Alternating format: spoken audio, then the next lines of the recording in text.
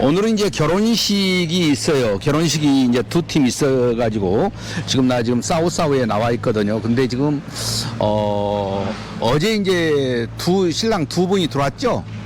신랑 두 분이 들어오셔가지고 어제 이제 오후에 맞선을 보고 오늘 결혼식을 진행하는데 지금 가족들이 지금 와가지고 여기에 있는 신랑 가족, 그러니까 저기는 이제 나이어리 신부의 가족들입니다. 오늘 결혼식은 두 팀이 결혼식을 하는데 신랑이 그 나이가 39이고 한 분은 46입니다. 그리고 46 신부는 46 신랑은 신부가 올해 지금 33이고요. 다른 한 신랑 39 먹은 신랑의 신부가 20입니다. 그래서 지금 나이 차이가 19살 차이 나고 13살 차이가 나죠. 근데 이제 여기서 이제 말씀드릴 수 있는 것이 뭐냐면은 46살 된 신랑이 이제 어제 이제 결혼식을 하기 위해서 지금 맞선을 받지 않습니까?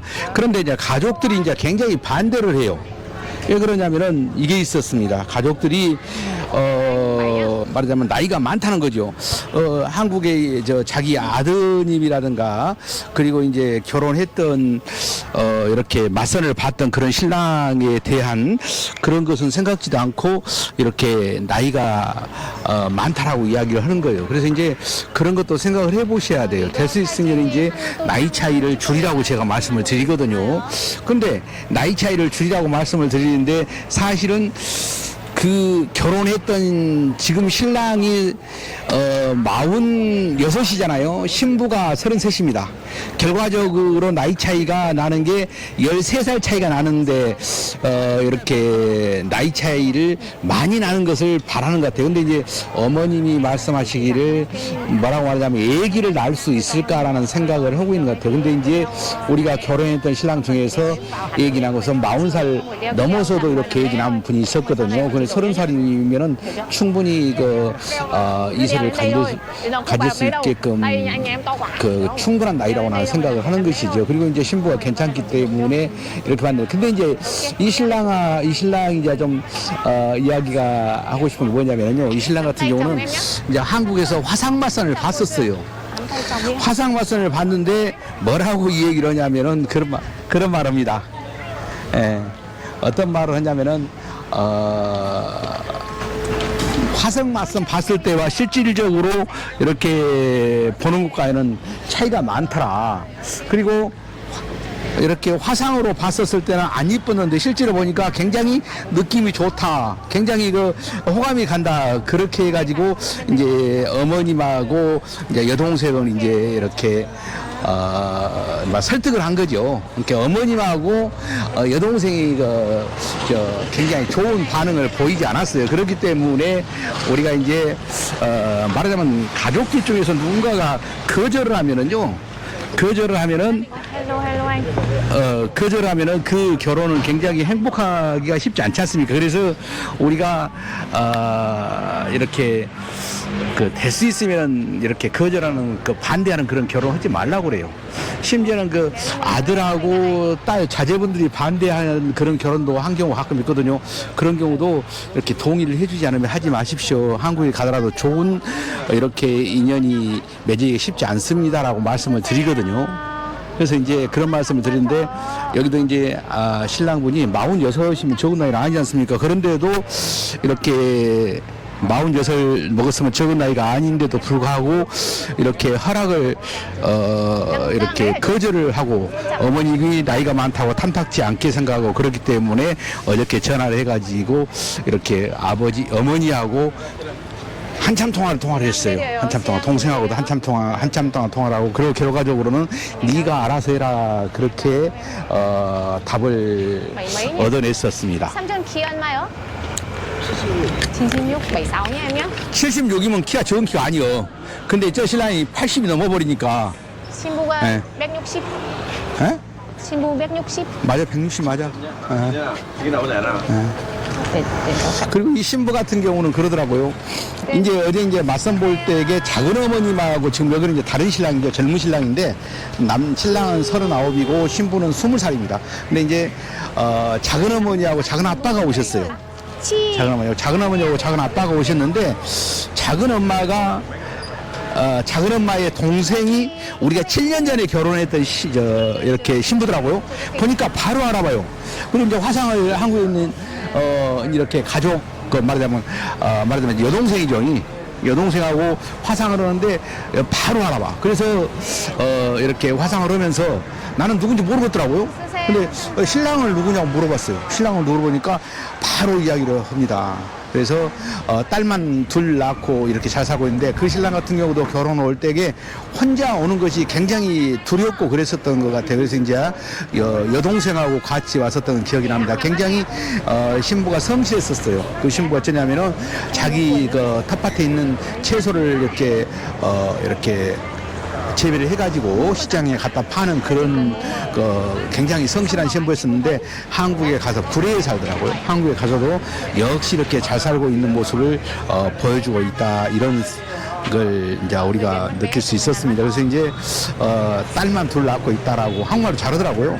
말하는데 벌써 7년이면 적은 세월은 아니지 않습니까? 그래서 이제 이렇게 나는 알아요. 딸만 둘이 있다는 것을 내가 알아요. 왜냐면은 페이스북에서 이렇게 좋은 모습을 보여주고 있기 때문에 그동안에 이렇게 내가 지켜보고 있었죠. 근데 어제 이렇게 이 신부 덕에 이렇게 이제 그 신부하고 또 통화도 하게 됐네요. 그래서 이제 그때 이제 자기 여동생하고 같이 왔었던 기억이 납니다. 그래서 지금 잘 살고 있다라고 그렇게 말을 해요. 그리고 요즘 이제 상담을 내가 꼭 하루에 꼭 두세 건씩은 하거든요. 그런데 이제 보면은 소득에 꼭 문제가 있더라고요. 보면은 지금 2,500 한 20만 원쯤 되면은 충분하지 않습니까? 그런데 2,520만 원 정도 되면은 소득이 확실한데 그 돈을 못 본 사람은 그렇게 많지 않을 거예요. 그런데 이제 세무서에 신고를 안 한 사람들 의외로 많습니다. 그래서 이제 세무서에 신고를 하지 않는 사람들이 의외로 많기 때문에 그 신부는 이렇게 이제 세무서에 신고를 하지 않는 경우에 이렇게 신랑분들이 많아요. 근데 이제 그 소득이 있다는 사실도 몰라요. 언제부터 그게 생겼습니까? 라고 전화를 합니다. 근데 이제 그것은 상당히 오래됐죠.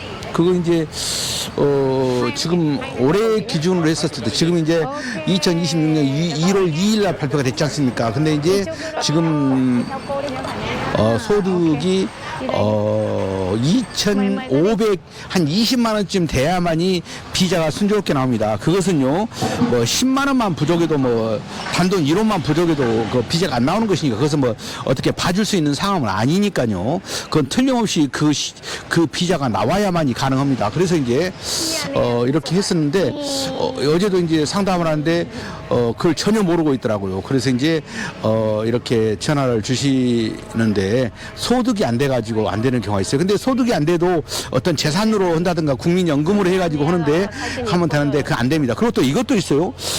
이제 상담을 받으면서 어떤 경우를 봤었느냐면요. 그것은 이제 의료보험으로 증빙을 한다고 했었을 때 필요한 것이고 그것은 의료보험으로 증빙을 한다면 아무 상관이 관계가 없는 겁니다. 그리고 의료보험으로 증빙한다고 한다면은 다른 소득이라든가 수입이라든가 그리고 통장에 들어있는 돈이나 그런 것도 아무도 필요 없어요. 의료보험 득실 확인서 그리고 의료보험 납입 영수증 납입 확인서가 되겠죠. 그것만 있으면 이제 가능한 것이죠. 그래서 이제 그런 것들이 제대로 이렇게 안 됐었을 때에는 비자가 안 나오는 거예요. 그리고 이제 또 이제 보니까 이것도 안 되더라고요. 보니까 어떤 거냐면은 국가에서 이런 거 있죠. 생활보호 대상자 그래가지고 저소득자한테 주는 거 이렇게 돈 나오고 있지 않습니까? 그건 또 인정이 안 돼요. 그러나 연금은 인정이 됩니다. 연금은 인정이 돼가지고 그거다고 이제 보태서 이렇게 되는 거고, 또 유가증권도 당연히 인정이 되는 거고요. 그래서 이제 그걸로 이제 소득을 증빙을 하는 겁니다. 그래서 이제 내가 소득에 관해서 이런 상담을 하면서 느낀 것들에 대해서 말씀드렸는데, 제일 먼저 우리가 상담을 하면은 내가 물어봐요. 지금 이제 어디시냐고 물어보고, 그리고 또 지금 무엇을 하십니까? 라고 물어봅니다. 근데 직장 생활 한다고 한다면은 얼마나 다녔습니까? 1년 이상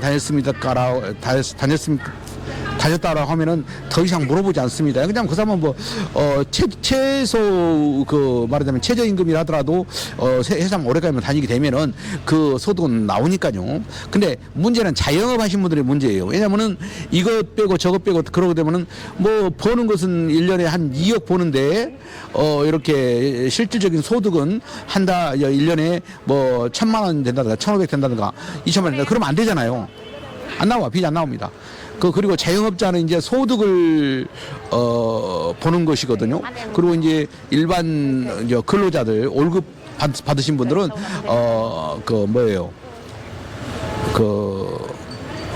먼저 이제 월급 세전 수익을 가지고 이렇게 하는 것이기 때문에 좀 차이가 있죠. 그래서 이제 그런 부분도 알고 계시면 좋을 것 같고. 근데 이제 이렇게 옛날 같이 이렇게 국적으로는 마음대로 할 수 있는 게 아니에요. 어느 자격을 갖춰야만이 가야 되는 거죠. 그래서 이제 소득이 얼마인가 되게 얼마인가를 알아보기 위해서 물어보는 거예요, 제가. 그러면은 지금 뭐 하십니까? 물어보는 것은 그것은 당연한 거. 우리가 그래서 지금 그 소득 때문에 비자가 안 나온 사람이 없잖아요. 그리고 이제 보면은 이제 그걸 이제 이게 있어요. 오늘 또 이제 그런 경우가 있었는데요. 소득인데 뭐냐면은 말하자면 소득 신고를 안 하고 버는 거예요. 말하자면 풀이로 일을 하는 것이죠. 그런 경우에는 어떤 경우가 생기냐면은요. 풀이로 이렇게 하게 되면은 인적 용역 사업 소득자라고 해가지고 바로 이제 신고를 할 수가 있습니다. 내가 신고를 못하면은 아는 세무서를 통해서 신고를 한다든가 신고를 할 수가 있습니다.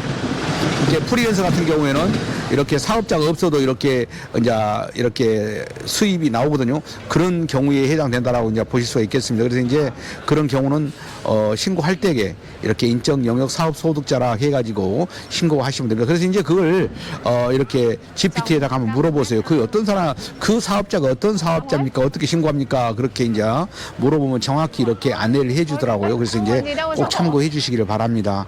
굉장히 소득은 뭐 굉장히 중요하거든요. 범죄는 뭐 이 사람이 이렇게 비자를 나올 수 있고 안 나올 수 있고 그러거든요. 근데 소득은 소득이 부족이 많이 안 나와버리니까요. 굉장히 중요한 문제죠. 꼭 참고해 주라고 오늘 소득에 관해서 이제 상담했던 내용에 대해서 제가 이제 말씀을 드렸습니다.